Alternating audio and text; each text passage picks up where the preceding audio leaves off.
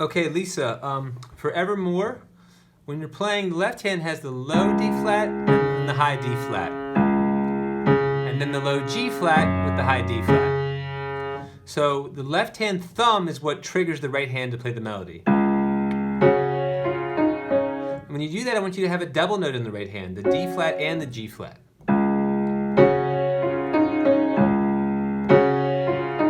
And then here, you float your right hand down to the G flat with your thumb, and you play the G flat, and then the two black keys together, B flat and D flat. That makes up a chord. So you get...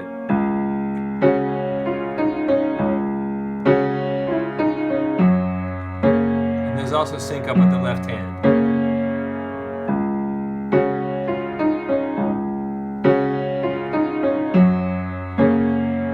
Okay, now is the verse variation. So you start with the same space more or less in the right hand. It's the first two notes of a D flat chord, D flat and F. And then it just goes up to the next note of the triad, A flat, while you hold the D flat. When you get to the B flat, play the D flat again. So it's... And then you go to the E flat and you play...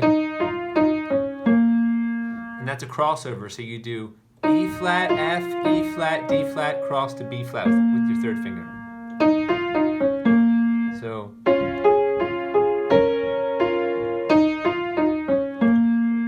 And then the second time it starts the same. And it's simpler here, it just goes... E flat, D flat, F. I went wrong. The more important thing is that these come after the left hand thumb, not with it. So it's like this. And then that high note hits with the low note of the left hand. So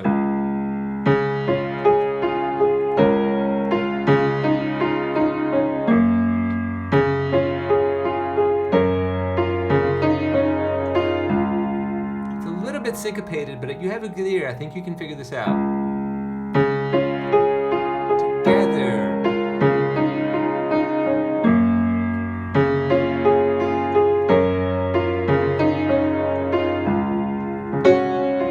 Right back to what you know.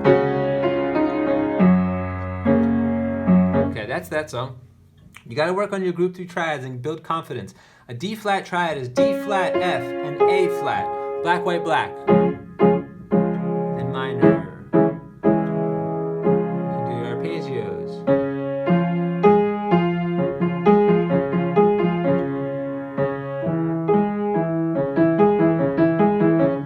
Repeat that on E flat, which is the neighbor chord. Same spacing, E flat, G, and B flat. And then on A flat, C, and E flat.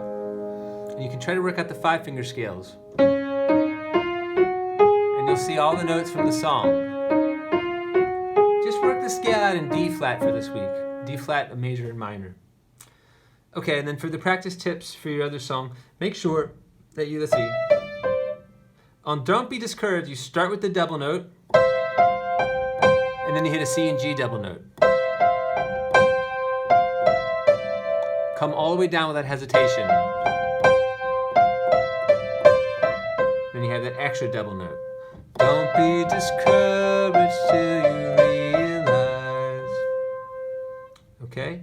Then when you do the next section, it's got to be individual notes. You can lose sight of it until you get to G.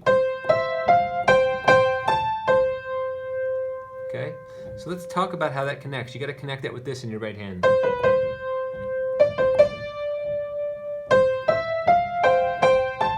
Make sure you get the fingering right. It's got to be your second finger on this E. Okay, and then here, darkness inside you, you're doing well, can make you. 3 C's. I may not have done it that way in the first video, but I don't remember. But we'll do it that way this week. So, darkness inside can make you feel so small. Leave that C held down when you play the last E. So here you go again.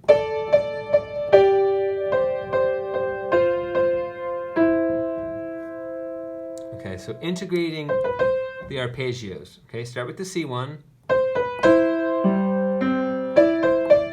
So the, excuse me, what did I do wrong? In your left hand there, you're going from E to F when you start the right hand melody on D. So it's, that's where it's practicing. And integrate it again.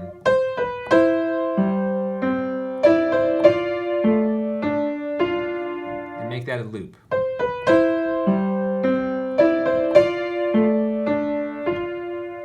Okay?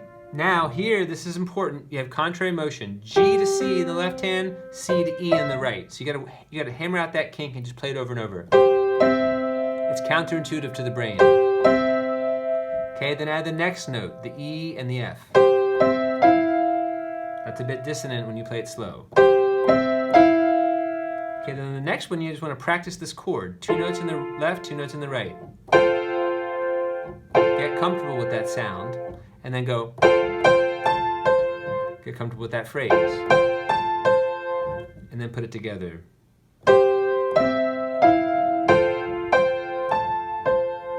Again.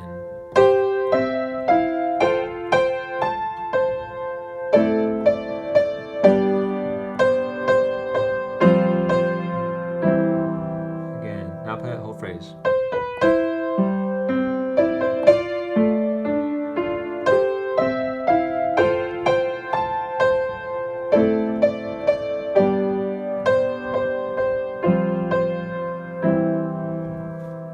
You're gonna get it, friend. Have fun.